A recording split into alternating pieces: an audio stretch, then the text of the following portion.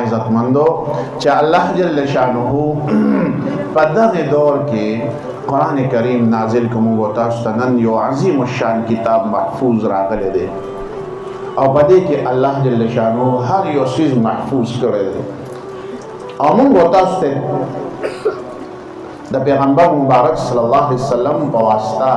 په ذریعه سره چې دا قرآن را نازل شو د امت ته ورسېدو نو په دې کې هر شعبه هغه د پیغمبر مبارک صلی الله علیه وسلم زندګۍ کې محفوظ ده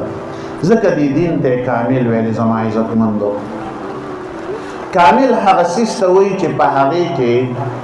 شعبه های زندگی څومره چې دي هغه پکې محفوظ وي نو زموږ استادین دا عبارت دا یو په دې کې عبادات دي علماء د دې تقسیم کړی دی یو پکې عبادات دي دا ټول دین نه دی دا یو شعبه یو حصه د دین دا عبادات قرآن کریم لوستل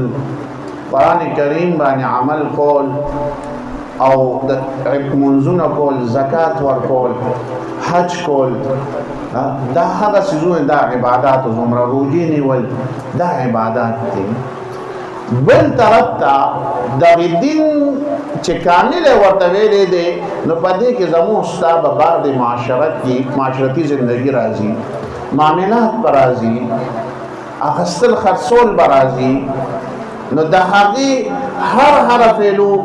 الله جل شانه د نبی کریم صلی الله علیه وسلم په طریقو سره وښودله چې معامله به دې دا وي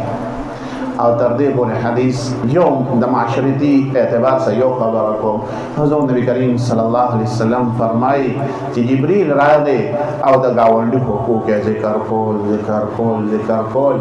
ما دا ګڼله او دې خبرې یاره شوه چې چېرته په وراثت کې ورسره شریک نه کړي میراث کې ورسره شریک نه کړي میراث کې غرور خور چې کومې رشتې دي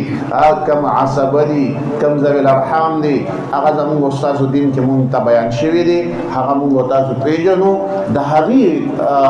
په میراث کې شریک وي ما سره دا یاره شوه چېرته دی پکې شریک نه شي دا پکې شریک نه کړي دومره حقوق یې معاشره ذکر کړه